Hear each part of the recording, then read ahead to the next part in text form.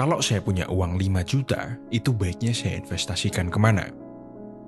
Oke, kita semua pasti pernah kepikiran gimana caranya kita mengubah uang 5 juta jadi 10 juta, jadi 100 juta, atau bahkan jadi 1 miliar. Kalau saran saya pribadi, misalnya kalian punya 5 juta dan pengen diinvestasikan, investasikan uang 5 juta itu untuk diri kalian. Contohnya, buat beli buku, ikut kelas, dan belajar.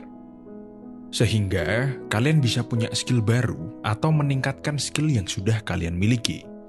Value kalian meningkat dan penghasilan kalian pun akan meningkat.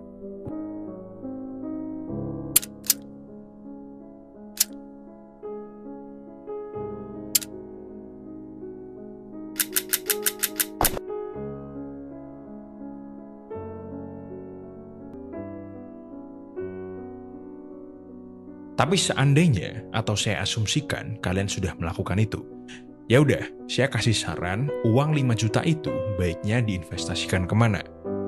Menurut saya, kalau kita punya uang di bawah 100 juta ya, dan ingin kita investasikan, baiknya kita investasikan ke tabungan yang memiliki bunga tinggi.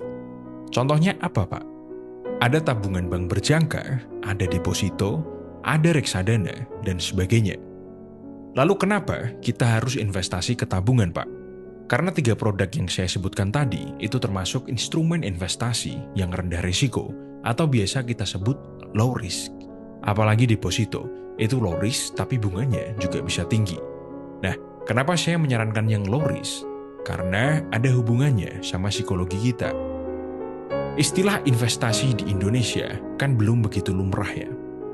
Yang saya asumsikan, kalian semua cuman sebatas tahu aja tentang investasi dan belum mempelajari lebih dalam. Ketika kita mencoba sesuatu untuk pertama kalinya dan gagal, biasanya kita nggak mau nyoba lagi kan? Dan sebaliknya, ketika kita sukses, kita berhasil, kita mendapatkan hasilnya, kita pasti pengen nyoba lagi. Maka dari itu, saya sarankan untuk yang baru pengen berinvestasi, itu ambil yang low risk aja. Jangan langsung masuk ke yang high risk kayak saham dan kripto. Karena kalau seandainya investasi pertama kalian itu rugi, maka kalian pasti malas untuk berinvestasi yang kedua kalinya. Lalu, kenapa kita nggak nabung ke tabungan bank biasa aja, Pak? Ya, itu sama aja kayak nabung biasa. Meski dapat bunga juga, tapi sedikit. Kalau nggak salah itu sekitar 0,01% per tahun. Nggak kerasa. Beda sama kalau kalian nabungnya di deposito. Kita pakai contoh deposito BPRB komunal. Deposito BPRB komunal itu dia ngasih bunga sampai 6,75% per tahun. Bandingin aja sama 0,01%. Jauh banget.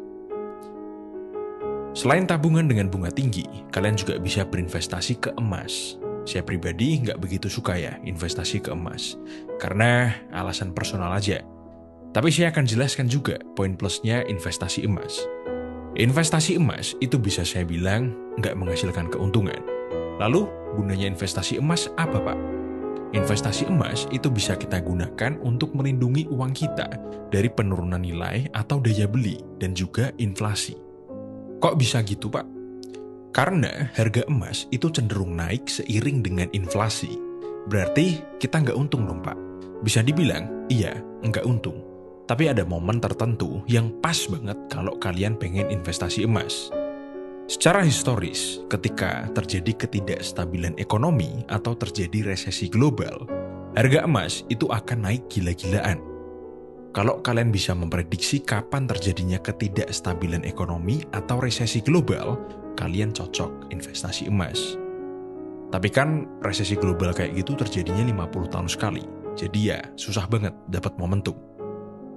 Lalu kenapa, Pak? Bapak nggak suka investasi emas?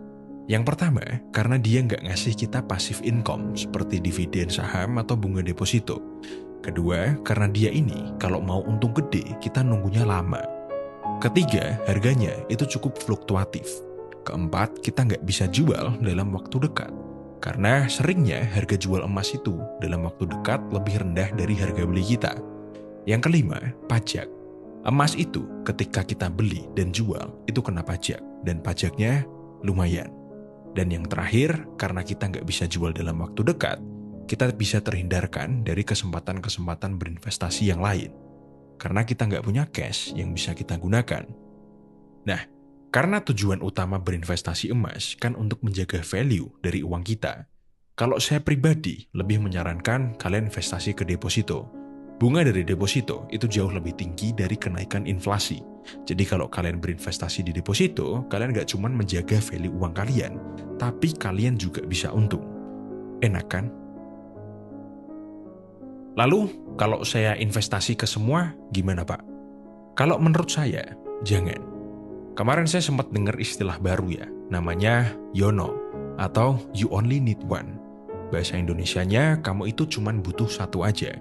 Dan sama seperti berinvestasi. Kalau kalian takut, kalian skeptis, kalian parno, dan kalian baru mulai atau baru menyentuh dunia investasi, kalian coba satu dulu aja. Gak usah banyak-banyak.